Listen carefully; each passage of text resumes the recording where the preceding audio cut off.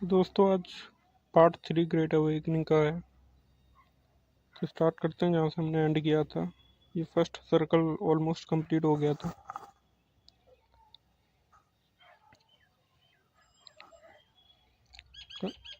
Everything you have learn in school is wrong.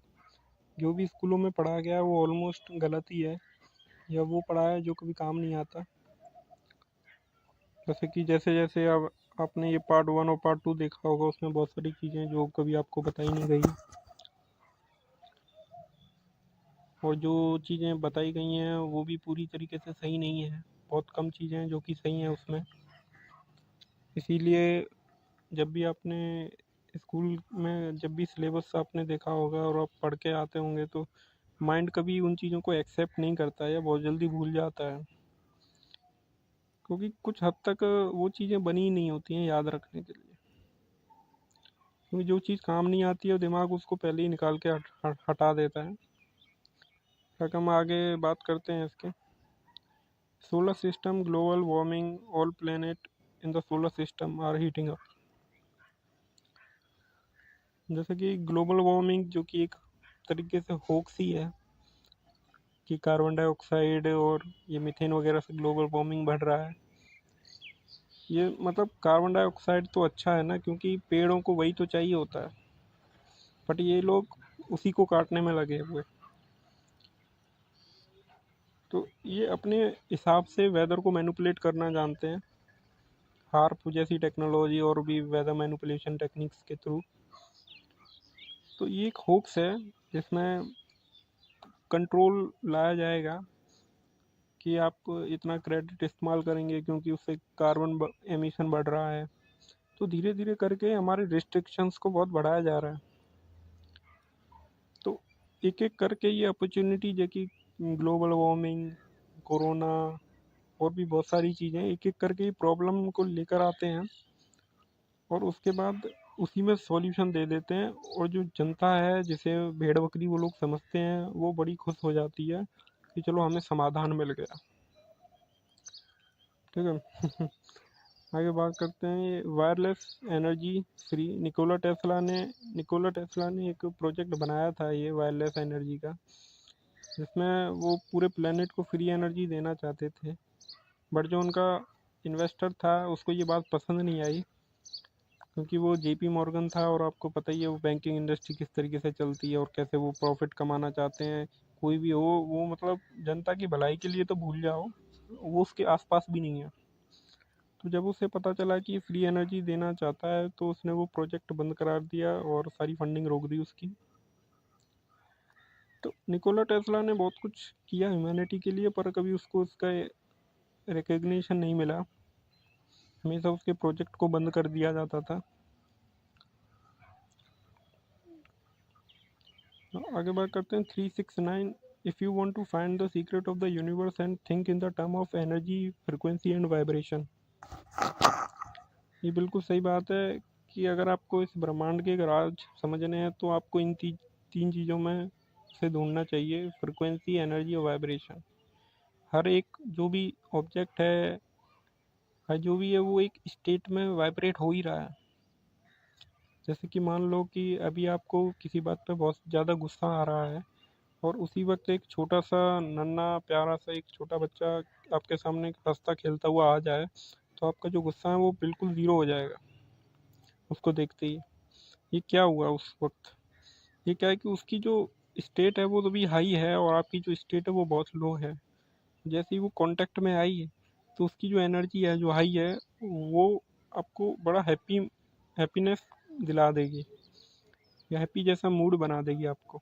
जैसे ये आप कहीं गाना सुनते हो तो आपको बड़ा अच्छा लगता है, और आप उसी गाने पे दिमाग झूम मतलब एकदम इंजॉय करता है माइंड। क्यों? क्योंकि जो गाने हैं वो उस चीज़ों को ध्यान में रख के बनाए जाते हैं। आगे इन चीज़ों के बारे में बात करेंगे, ये हॉलीवुड इंडस्ट्री वगैरह इन सब के बारे में। तो 369 एक फॉर्मूला है, एक फ्रिक्वेंसी है कि अगर आप किसी भी चीज़ को अगर इन चीज़ों चीज़ों में समझ जाते हैं तो फिर आपको बाकी चीज़ों की ज़रूरत नहीं पड़ती है। अल्टीमेटली इन चीज़ों में ही बनी है एनर्जी, फ्रिक्वेंसी और वाइब्रेशन में। कोई भी चीज़ हो, वो घूम फिर के यहीं आके ख़त्म हो जाती है, क्योंकि हम लोग हर जो आदमी है जो कि एक गार्डन ऑफ कॉन्शियसनेस में ही घूम रहे हैं, डिफरेंट डिफरेंट लेवल पे, कि किसकी अवेयरनेस ज़्यादा है, किसी की कम है, कोई हमेशा दुखी रहता है, कोई हमेशा खुश रहता है, तो सबका स्टेट ऑफ माइंड डिफरेंट है। राइफ मशीन कैंसर क्योर, ये मशीन है जो कि एक वाइब्रेशन छोड़ वो सॉरी लो फ्रिक्वेंसी छोड़ती थी, ताकि आदमी जो है उसकी जो सारी बीमारियां हैं, जैसे कौन कैंसर है और भी जो स्किन डिजीजेज हैं, उन सबको ख़त्म किया जा सके। तो इस मशीन को फिर छुपा लिया गया। आपको पता है वो कौन लोग होंगे? अभी तक अगर आपने पार्ट 1 और पार्ट 2 फॉलो किया है तो आपको मालूम होगा इन सब के बारे में, कि कोई भी चीज़ जो कि ह्यूमैनिटी के भलाई के लिए होती है उसको वो लोग छुपा लेते हैं अच्छी तरीके से, और फिर उस टेक्नोलॉजी को कभी बाहर नहीं आने दिया जाता है, ताकि उनका जो मार्केट है वो हमेशा बना रहे।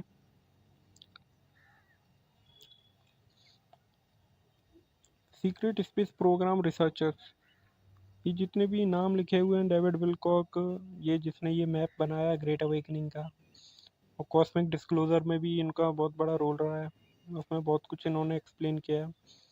डॉक्टर माइकल साला, गाइगा.com एक वेबसाइट है, इसमें आपको बहुत सारे डॉक्यूमेंट्रीज मिलेंगे। ये एक्सट्राटेरेस्ट्रियल्स और यूएफोलॉजी, एस्ट्रोथियोलॉजी, मेटाफिजिक्स, क्वांटम वर्ल्ड, इन सब से रिलेटेड, सीक्रेट सोसाइटीज़, और बहुत सारे रिसर्चरों ने यहाँ पे इंटरव्यू दिए हैं अपने, क्योंकि यूट्यूब तो वैसे ही डिलीट कर देगा उन्हें। और भी है डॉक्टर स्टीवन ग्रीर और डेविड आइक, जैसे आप जानते ही होंगे, डेविड आइक तो पिछले 30-40 सालों से जगाने की कोशिश कर रहे हैं, और अब उनकी बात सब सच होती हुई आ रही हैं, तो अब लोग जाग रहे हैं थोड़ा बहुत। लिंडा होवे, ये एक्स्ट्राटेरेस्ट्रियल्स और इन चीज़ों में रिसर्च करते हैं, तो इनका इनसे बहुत कुछ, इनका यूट्यूब चैनल भी है।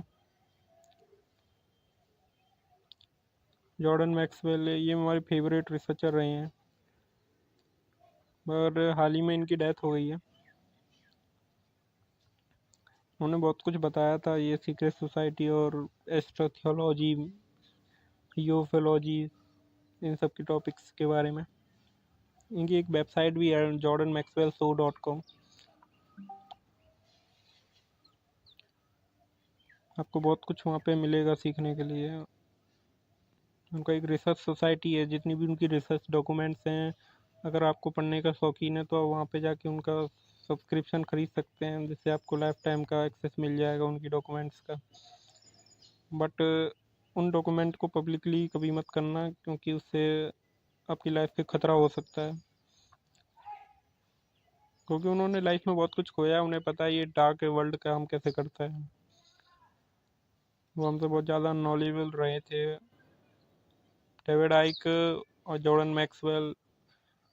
मोस्टली अगर इन दोनों को ही आपने अगर पढ़ लिया तो आपको बहुत कुछ सीखने को समझने को मिल जाएगा, मतलब आपकी एंट्री ये ग्रेट अवेकनिंग के पास पर हो जाएगी।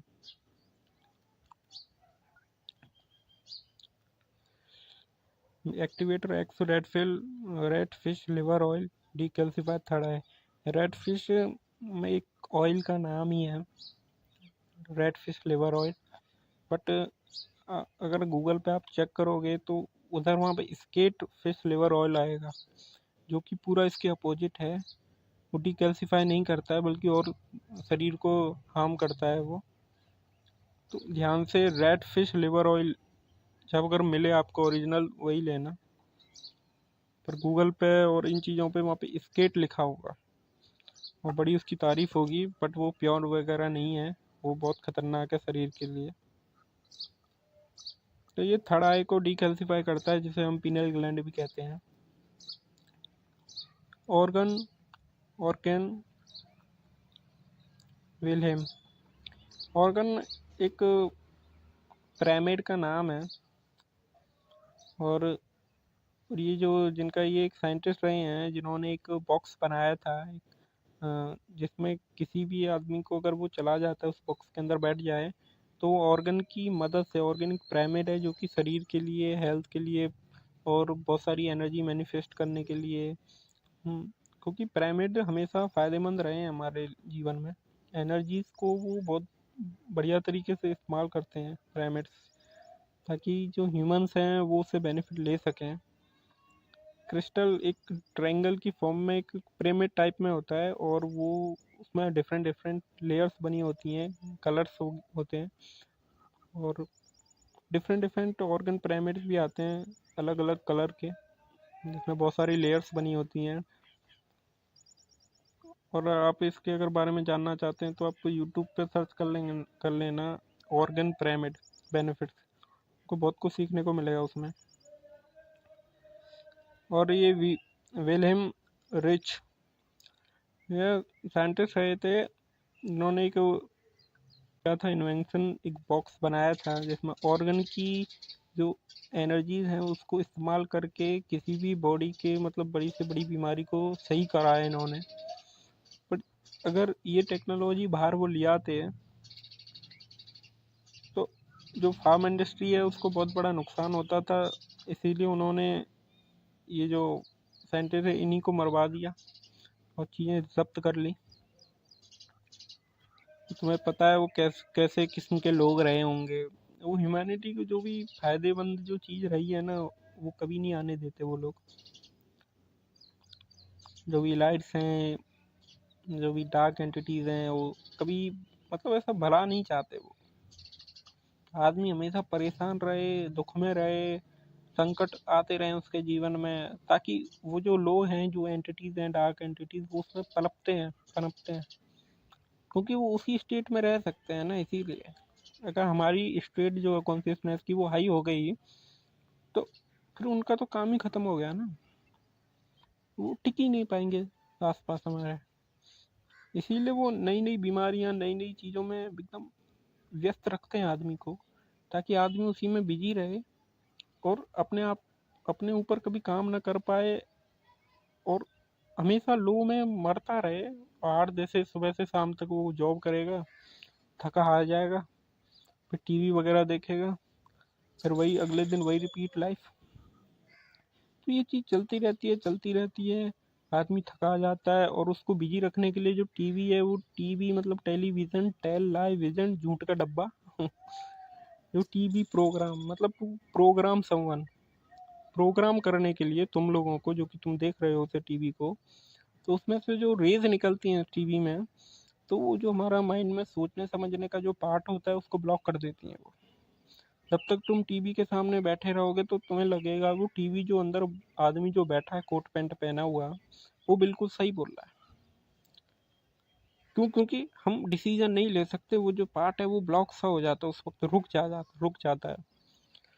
तो आदमी वो जो टीवी के अंदर बोल रहा है, वो जो भी बोलेगा हम मानते चले जाएंगे, और बार बार देख देख के हम लोग प्रोग्राम हो रहे हैं। इसलिए नाम लिया था टीवी प्रोग्राम टू प्रोग्राम, मतलब प्रोग्राम कर रहे हैं वो किसी को अपने हिसाब से, ताकि वो अपना जो फियर है, डर है, वो चीज़ें मैनिपुलेट करके बताई जाती हैं। क्यों? क्योंकि तुम लोग अगर मान लो टीवी देख रहे हो तो तुम सिर्फ सुन सकते हो, तुम बता तो सकते नहीं हो टीवी वालों को, क्योंकि उस वक्त हम देख रहे हैं ना टीवी, इसीलिए। तो वो कुछ भी बोल देगा, हमें हमारे पास सिर्फ सुनने के अलावा कोई ऑप्शन ही नहीं है। तो आदमी ऐसे मैनिपुलेट हो के जो भी ये डार्क इंडस्ट्री है, जो टेलीविज़न, इसके बारे में आगे बताएंगे हम लोग किस तरीके से वो चलती हैं। हाँ, तो जिस तरीके से टीवी काम करी है, वो नाज़ी के टाइम में ही टीवी का इन्वेंशन हुआ था। तो आगे हम ये ऑर्गन पिरामिड के बारे में जानेंगे। ऑर्गोनाइट पिरामिड, ये एक कलरफुल पिरामिड होता है, और पिरामिड हमेशा से एनर्जीज के सोर्स रहे हैं। इस पिरामिड का इस्तेमाल बहुत बहुत ज़्यादा तरीक़ों में किया जाता है, जैसे कि किसी को पॉजिटिव हील करने के लिए, कोई चीज़ मैनिफेस्ट के लिए। अगर आपको नींद अगर सही तरीके से नहीं आ रही है, अगर आप इस पिरामिड को अपने बेड के नीचे रखोगे तो आपको नींद भी बहुत अच्छी आएगी। बट ऐसी जो भी टेक्नोलॉजी है, ये एक ऑर्गन नाम से एक बॉक्स बनाया था ये विलियम रिच नाम के साइंटिस्ट ने, जिसमें कोई भी व्यक्ति अगर चला जाए और उस बॉक्स को बंद कर देते तो वो ऑर्गन की जो पावर्स हैं, जैसे ऑर्गन प्राइमेट की जो एनर्जीज हैं, उसको इस्तेमाल करके किसी भी बॉडी के पार्ट को हील किया जा सकता था, बड़ी से बड़ी बीमारी को। बट जो एलाइट्स थे उन्होंने वो जो टेक्नोलॉजी है वो छुपा ली और इसको मरवा दिया, क्योंकि अक्सर वो करते ही रहते हैं।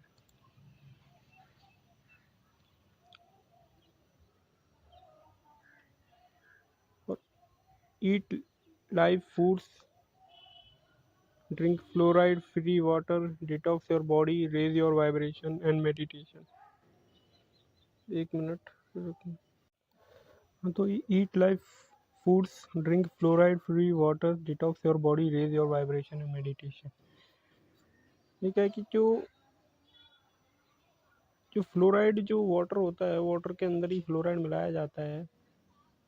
वो जो पीनल ग्लैंड है, जिसे हमारे थर्ड आई कहते हैं, उसको ब्लॉक करता है वो। तो इसीलिए जो सोसाइटी है वो मोस्टली डंपिंग डाउन बनती चली जाती है, क्योंकि जो थर्ड आई है वो ब्लॉक होता ही चला जा रहा है। जैसे सुबह शाम कोलगेट करो तो कोलगेट में भी फ्लोराइड मिला है। जो वाटर है, आर ओ, अगर आर ओ तो वैसे ही है ही, मतलब यूजलेस टेक्नोलॉजी है। उसके उसको तो उसका पानी तो पीना ही नहीं चाहिए, वाटर जो आर ओ का है। जो ग्राउंड वाटर है वही सही है। अगर आपको एक्सपेरिमेंट करना है तो आर ओ वाले वाटर में करंट फ्लो करवा के दिखाना, और जो नॉर्मल वाटर है उसमें फ्लो इजीली हो जाएगा, पर आर ओ में करंट फ्लो ही नहीं हो पाएगा, क्योंकि उसमें से कुछ बचा ही नहीं ना, सब फिल्टर हो गया।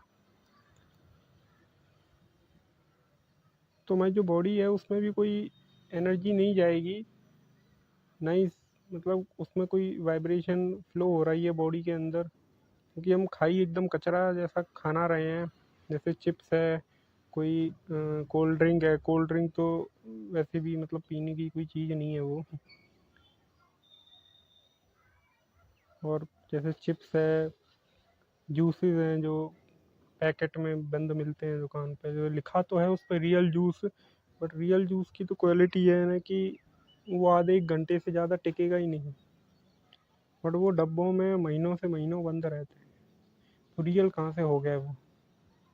तो उसमें प्रिजर्वेटिव मिलाए हुए हैं, बट वही है, एक आर्टिफिशियली वर्ल्ड है जिसमें हम जी रहे हैं। तो हमारी जो वाइब्रेशन है और फ्रिक्वेंसीज जिसे इमिट होती हैं वो हमेशा लो ही रहती हैं। इसलिए कहा गया है कि raise your vibration and meditate, मतलब ध्यान लगाने से तुम्हारी वाइब्रेशंस बढ़ेंगी। और बढ़िया खाना खाने से, जैसे जो ड्राई फ्रूट्स हैं, और विदाउट जो फ्लोराइड वाला पानी है, जैसे ग्राउंडेड वाटर है वो बिना फ्लोराइड के है, तुम्हारी बॉडी जिससे डिटॉक्स रहे वो चीज़ें।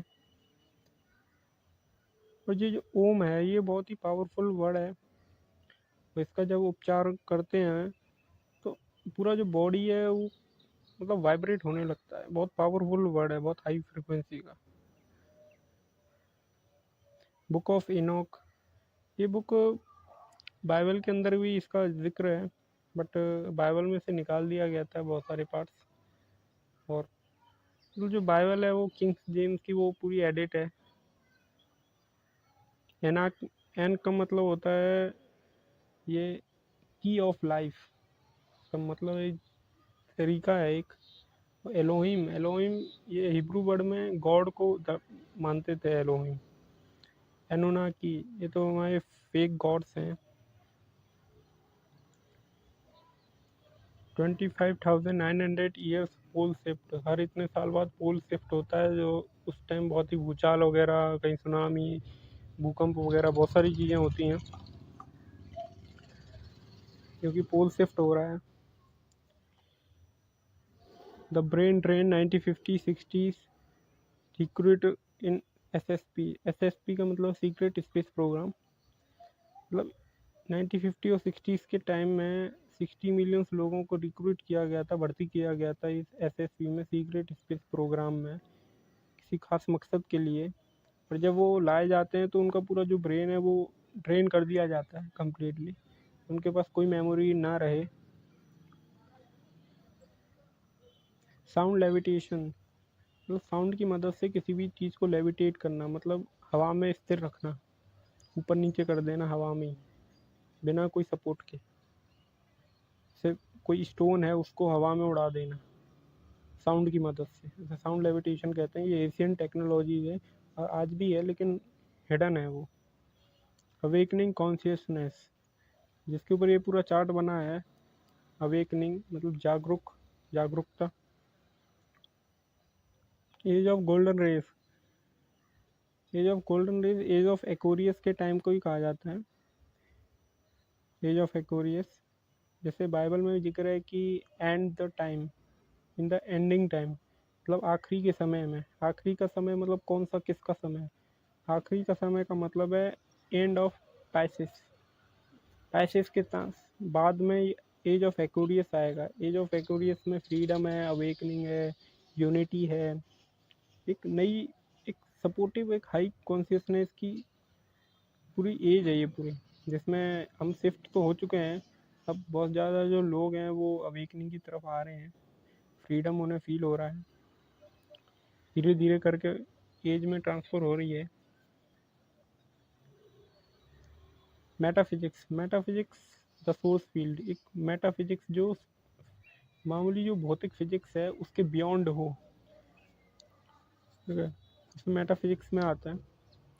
जिसमें एक इसके कुछ प्रश्न हैं, 3 ही हैं कॉमन, कि ईश्वर क्या है, क्या जान सकते हैं कि नहीं जान सकते। इस तरीके के बहुत सारे प्रश्न हैं वो मेटाफिजिक्स में, जो आम भौतिक जगत से भी परे जो चीज़ होती है उसके के बारे में बात करते हैं इस मेटाफिजिक्स में। PHI golden ratio, PHI golden ratio जो फिबोनाची रेशियो को दर्शाया है। फिबोनाची में बताया है कि जो हर एक चीज़ है उसमें एक पैटर्न है। जैसे कोई लीव है, ट्री का कोई भी पत्ता है, उसके अंदर भी तुम एक पैटर्न फॉलो करोगे। कोई पंख है, उसके अंदर भी एक पैटर्न है। तो जो चीज़ है वो मोस्टली पैटर्न में ही चल रही है हर चीज़। जैसे किसी के विंग्स हैं तो वो भी एक पैटर्न के अंदर ही है। सप्रेस टेक्नोलॉजी, जैसे कि इलाइट्स और जो भी डार्क एंटिटीज़ हैं उन्होंने बहुत सारी टेक्नोलॉजी को हाइड रखा हुआ है, जैसे फ्री एनर्जी, एंटी ग्रेविटी, और फास्ट मूविंग ट्रेन्स, और लेविटेशंस, हीलिंग टेक्नोलॉजीज। बहुत ज़्यादा जो है वो सब सप्रेस है, मतलब हिडन है, आम जनता को नहीं बताई जाती है, वो सिर्फ उन्हीं के इस्तेमाल के लिए है, क्योंकि उनका मानना है कि वो बहुत ज़्यादा सुपीरियर है, आम जनता वो सिर्फ उसको भेड़ बकरी समझते हैं। न्यू फिजिक्स मॉडल, इसमें ये जो नॉर्मल जो फिजिक्स होती है उससे जो अलग है मॉडल, जिसमें ये थोड़े क्वांटम के टॉपिक्स आए हैं। The Mandela effect, Mandela effect में क्या है कि जो चीज़ हुई नहीं है उसको भी एज्यूम कर लेना कि वो हुई है, ऐसा परसेप्शन बिल्ड होना आम जनता में, उसी को मंडेला इफेक्ट कहते हैं। कि जैसे कि एग्जांपल लो कि जैसे पिकाचू है, पिकाचू की जो टेल है वो कुछ लोगों से पूछोगे तो वो बताएंगे ब्लैक है, पर कुछ से पूछोगे वो वाइट, वो है येलो है, तो उसी में कन्फ्यूज़न है उन्हें, एक्चुअल में रियल में क्या था वो चीज़। तो जो चीज़ नहीं है बट उसको एज्यूम कर लेना कि हाँ भाई वो है, बहुत लंबे टाइम से परसेप्शन बिल्ड हो रहा है, वो सब मंडेला इफेक्ट के का, उसी का नाम है। Global mass meditation effort occurring all the time create our positive, अगर बहुत ज़्यादा मेडिटेशन बहुत बड़े लेवल पे किया जाए तो एक बहुत ज़्यादा पॉजिटिव इफेक्ट आएगा, जो कि बिल्कुल बात सही है। फुल डिस्क्लोजर प्रोजेक्ट, इसमें क्या है कि बहुत ज़्यादा जैसे कि एलियन की शिप्स की न्यूज़ आएंगे, दिखाया जाएगा आपको स्पेस में कि हाँ कुछ मतलब एलियंस आ रहा है, जैसे प्रोजेक्ट ब्लू बीम है, इसमें एक आर्टिफिशियली चीज़ है क्रिएट की जा रही है, वो पर दिख रहा है वो रियल है, पर एक्चुअल में वो रियल नहीं है। तो वो सब धीरे धीरे करके जो हिडन चीज़ें हैं वो डिस्क्लोज की जाएंगी। New earth of the 5D जैसे कि जो भी ये 3D के बाद 4D के बाद 5D, तो अभी जो वो चल रहा है अभी अवेकनिंग वगैरह सब चल रही है, सब 5D में जाने के लिए है, क्योंकि अर्थ ऑलरेडी मूव हो चुकी है 5D में। ये बसार असेंसिंग चैनलिंग, बसार एक एंटिटी मतलब एक चैनल है, और उसमें वो चैनलिंग करते रहते हैं दूसरे जो डायमेंशंस हैं उनके थ्रू से। उसमें बहुत कुछ सीखने को मिलेगा आपको। ये यूट्यूब पे आप टाइप करना बसार चैनलिंग, तो उसमें एक व्यक्ति है वो सब बताता रहता है कि ऐसे ऐसे ये होता है। कुंडली अवेकनिंग, ये जागरूक जो मनुष्य होते हैं वो धीरे धीरे प्रैक्टिस करके मेडिटेशन से अपनी कुंडली को अवेकन कर लेते हैं। लाइट बॉडी असेंशन, मतलब जब एक बहुत ही जब हाईएस्ट मेडिटेशन की स्टेट होती है तो उसकी जो बॉडी है वो बिल्कुल लाइट हो जाती है, और वो बॉडी को मतलब जब चाहे छोड़ सकता है।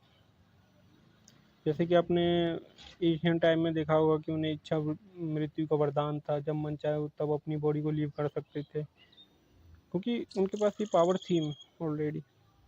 डीएनए अपग्रेड 12 स्टैंडर्ड, जब से ये रेप्टिलियंस और जो भी डार्क एंटिटीज़ ने जब हाईजैक किया था, उसके बाद जो ह्यूमन की कैपेबिलिटी है उसको धीरे धीरे करके लो करते रहे।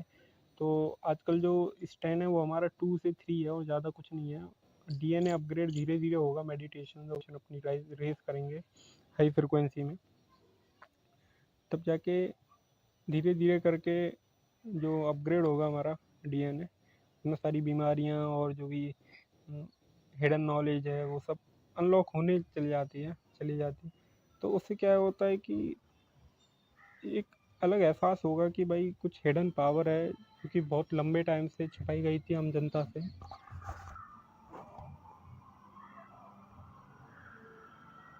जो कि ट्रू पोटेंशियल होता है ह्यूमन बॉडी का, वो धीरे धीरे करके अपग्रेड होता है, क्योंकि हम लोग खाते एकदम वही है रॉ मटेरियल, जो भी जीएमओ और ये सब से हम हमेशा लो वाइब्रेशन में रहते हैं, इसीलिए तो वो कभी जो ऑर्गेनिक चीज़ें हैं उसको प्रमोट नहीं करते हैं, ताकि जो जनता है वो जागरूक ना हो पाए। पर शुरुआत में 12 ही था हमारा ऑलमोस्ट, बट धीरे धीरे करके ये जब मोनोपोली क्रिएट हुई कॉर्पोरेट वर्ल्ड की, तो उसमें जो जैसे जो फूड है उसमें जीएमओ आ गया, और पानी में मेटल्स आ गए, हैवी मेटल्स, और आसमान में केमिस्ट्रेल आ गया। तो धीरे धीरे करके आईक्यू लेवल और पावर धीरे धीरे करके कम होती गई। हमारी एज थी पहले, लोग जैसे आपने सुना होगा गांव में कि भाई मोटा खाते थे मोटा पहनते थे, बहुत लंबे जीते थे, पर आजकल 60 में ही आदमी एकदम मर जाता है। तो वो हुआ ही इसीलिए है, क्योंकि हमारा जो डीएनए है एक तो जंग ज़्यादा हो गया है, जंग भर गया उसमें। तो ऐसा बताया जाता है कि हम 99% जो डीएनए है उसका हम तो 90% डीएनए तो एकदम छुपा हुआ है, एकदम हिडन है, उसका यूज़ ही नहीं कर पाते हम लोग। तो अगर वो पूरा यूज़ हो गया तो ह्यूमन पोटेंशियल बहुत ज़्यादा हो जाएगा। वेव एंड पार्टिकल डुअलिटी, ये जो टॉपिक है क्वांटम वर्ल्ड का है, मतलब क्वांटम फिजिक्स का।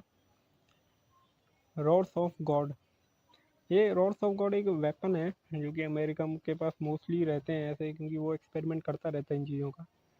इसमें क्या है कि बहुत लंबे लंबे रॉड्स होते हैं जो कि स्पेस से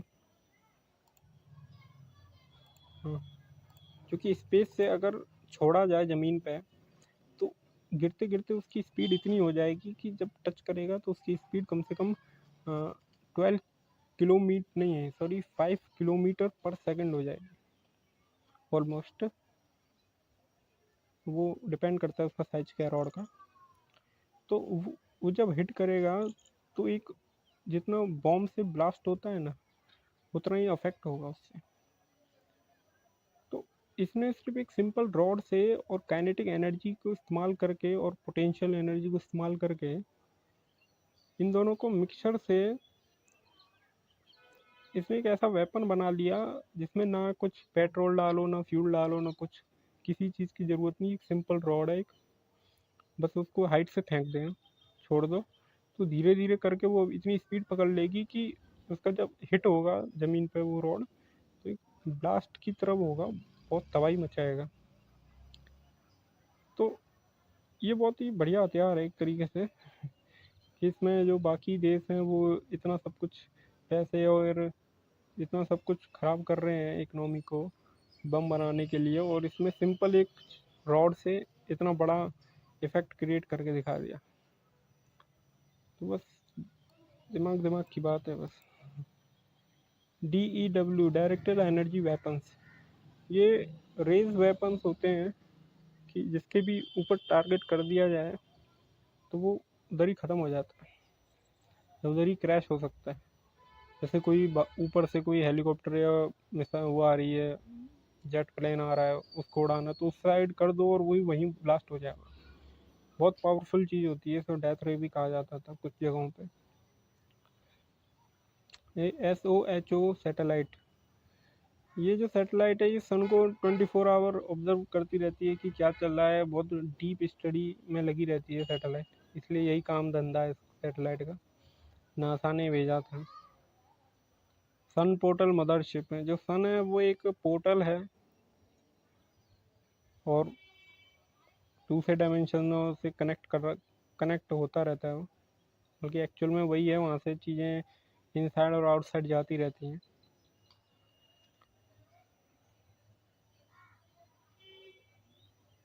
गाया, ये वेबसाइट भी है एक, और एक यूट्यूब चैनल भी है। उसमें बहुत सारी डॉक्यूमेंट्री मिलेंगी आपको, जिसमें बहुत कुछ सीखने को मिलेगा, जो कि नॉर्मली यूट्यूब पे तो मिलने से रहा। बहुत ज़्यादा इंटरव्यूज़ होते हैं जो कि सेंसर होते हैं, पर इसका सब्सक्रिप्शन लेना पड़ता है। पर जो सब्सक्रिप्शन लेगा ना, वो उसकी जो मनी है वो बर्बाद नहीं जाएगी, उसमें एकदम बहुत पावरफुल नॉलेज दी जाती है इस चैनल, इस वेबसाइट पे गाएगा.com, और गाएगा यूट्यूब चैनल है। मतलब हिडन और एसोटेरिक जो नॉलेज होती है वो सब इस पर प्रोवाइड मिलेगी आपको। द हीरोज जर्नी, जो अवेकनिंग के टाइम, जो कि ये 1-2 साल में जैसे ही जो अवेकन हो चुके हैं और जो लोगों को जगा रहे हैं, जो फाइट मार रहे हैं, तो उन सबको ये हीरोज़ ही माना जा रहा है। उनकी जर्नी स्टार्ट हो रखी है ऑलरेडी, वो औरों को जगा रहे हैं क्योंकि वो अवेकन हो गए। जैसे कि मैं यूट्यूब के माध्यम से जगा रहा हूँ, फेसबुक के माध्यम से जगा रहा हूँ वैसे ही वो ग्राउंड पे जगा रहे हैं और घर वालों को जगा रहे हैं और आजू बाजू वालों को। तो उन सबको हीरोज़ माना गया है।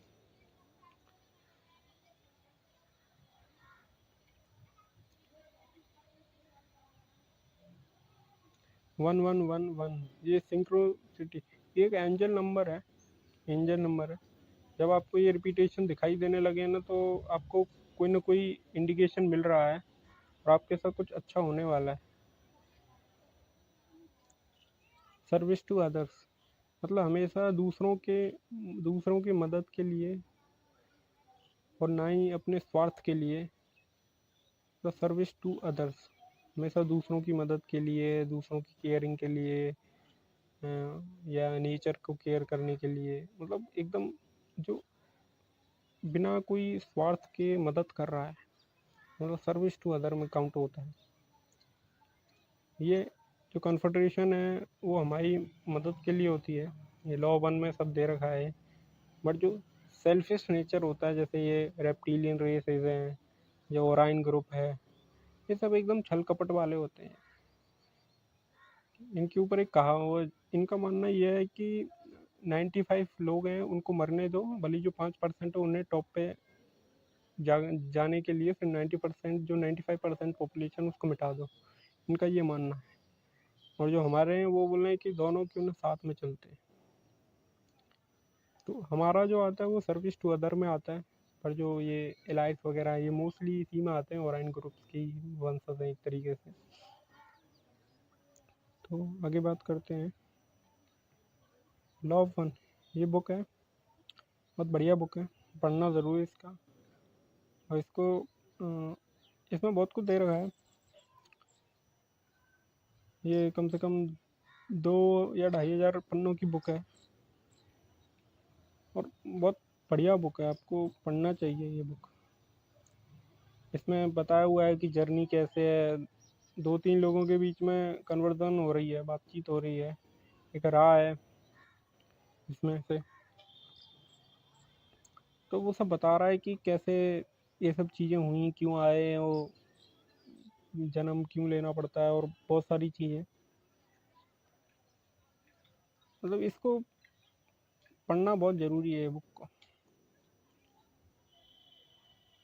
इसके अंदर ही पता चलेगा वो ओराइन ग्रुप क्या होता है, ओइलाइट्स कैसे बनते हैं, क्यों बने हैं, क्यों नेचर है उनका ऐसा, और बहुत सारी चीज़ें। और अगर आपको इसका थोड़ा सेशंस देखने हैं तो गिनी अनेजा जी की मैम, जो गिनी अनेजा जो मैम है, उनके चैनल पे ये मिलेगी आपको सीरीज़। सेशंस हैं अभी तक 21 ऑलरेडी अपलोड हो चुके हैं। अगर आपको पसंद आए तो आप देखना उन्हें। आगे बात करते हैं। ये हो गया, चलो आगे देखते हैं।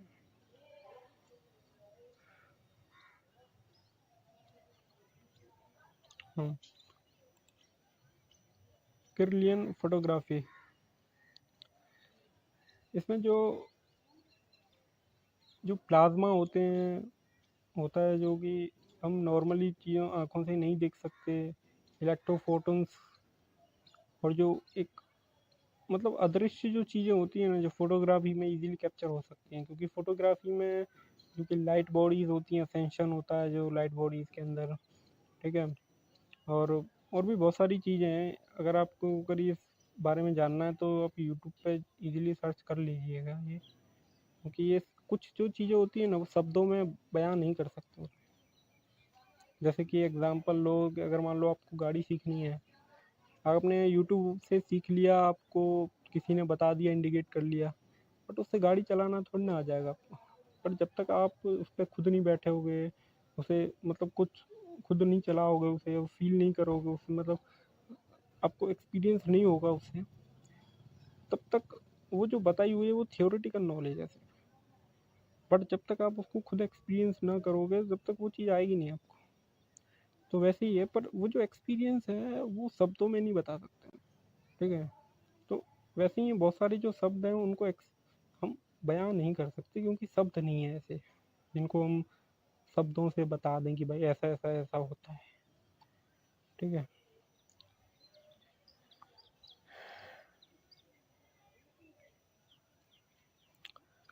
डॉलर कैनन, ये राइटर है और इन्होंने बहुत कुछ लिखा है क्वांटम हीलिंग के बारे में, पास्ट लाइफ रिग्रेशंस के बारे में, और इनकी बहुत सारी बुक्स हैं, आपको पढ़ना चाहिए इनके बारे में। बहुत कुछ दिया है उन बुक्स के अंदर।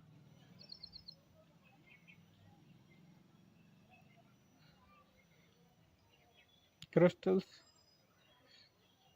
पूरे मोस्टली जो लुमेरियन सिविलाइजेशन ही थी वो सब इसी पे बेस्ड थी, क्रिस्टल्स पे, क्योंकि क्रिस्टल्स बहुत ज़्यादा हेल्पफुल हैं हमारे लिए। हमारी जो फ्रिक्वेंसीज हैं, वेब वाइब्रेशंस हैं, मेडिटेशंस के लिए बहुत जल्दी हेल्प करते हैं ये, हीलिंग के लिए भी। जैसे पहले बताया था ना ऑर्गन, तो वो भी एक ऑर्गेनाइड प्राइमेट है, वो भी क्रिस्टल ही है एक फॉर्म में।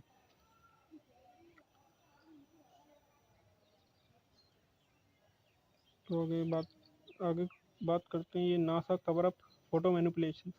जैसे कि आपको पता ही होगा कि किस तरीके से जब आप किंडर गार्डन में आते हो, किंडर गार्डन में LKG UKG, first second third से 12th तक, फिर ग्रेजुएशन और आगे कॉलेज वगैरह जो भी, तो बचपन से आज तक, और अगर आप कोई भी मूवी देखोगे तो उसमें स्टार्टिंग में लिखा आता है यूनिवर्सल मूवीज। तो यूनिवर्सल जो लिखा आता है उसके पीछे बॉल घूम रही होती है, वो पृथ्वी को दर्शा रही है। बचपन से ही आपको एक बॉल पकड़ा दिया जाता है और बोलते हैं कि भाई ये बॉल है और इतने स्पीड में घूम रही है। बट अगर आप मान लो कोई गाड़ी चलाते हो मोटरसाइकिल चला रहे हो, बाइक चला रहे हो, कोई कार चला रहे हो, तो अगर आप कोई स्पीड में चल रहे हो तो आपको फील होता है कि भाई हम कुछ चल रहे हैं। बट अर्थ इतनी स्पीड में घूम रही है पर आपको कभी फील नहीं होगा। आप ऊपर से देखिए, मूव करती हुई कभी नहीं दिखाई देगी आपको। क्योंकि नासा ही एक ऐसा है। अब एक मिनट, नासा ही एक ऐसा है जो कि पूरी जो पृथ्वी है उसको बॉल बना के हमारे सामने पकड़ा देता है, ब्लू मार्बल जिसे हम कह रहे हैं। और उसी तरीके से ये बहुत सारी जो फोटोज़ हैं मैनिपुलेशन करता है। जैसे कोई भी फ़ोटो आपको रियल नहीं मिलेगा अर्थ का गूगल पे, और भी स्पेस स्टेशंस और स्पेस की चीज़ें ये सब ऑलमोस्ट फेक ही हैं, ठीक है। और लूनर एंड मार्च एनोमली, ये मार्स पे और बहुत सारी जो शेप्स बनी होती हैं उनकी जो फ़ोटोज़ हैं उनको भी एडिट किया जा रहा है फ़ोटोशॉप से, जैसे कि अर्थ की इमेज कर देते हैं वो लोग। और आम जनता इसी भ्रम में जी रही है कि हम एक बॉल पे हैं जो कि इतनी स्पीड में घूम रही है गोल गोल गोल गोल करके। बट ये सिर्फ एक होक्स है और कुछ नहीं है। अगर आपको भरोसा नहीं है तो अब आप नानी नाना से पूछना कि आप बताइए कि पृथ्वी घूम रहा है कि कौन घूम रहा है, वो बताएंगे सही, क्योंकि उनके टाइम में बुक्स चेंज नहीं हुई थी। ये नासा जो 1958 में इस्टेब्लिश हुआ था उसके बाद ही ये सब चीज़ें चेंज करी गई हैं। नासा डार्क मिशन, पर नासा बहुत कुछ जानता है बट वो बताता नहीं है। उसकी जो फाइल्स होती हैं वो टॉप सीक्रेट लेवल पे होती हैं, हाइड उनके कंप्यूटर्स में, सर्वर्स में। बहुत कुछ जानता है नासा पर कभी कुछ बताएगा नहीं हमें।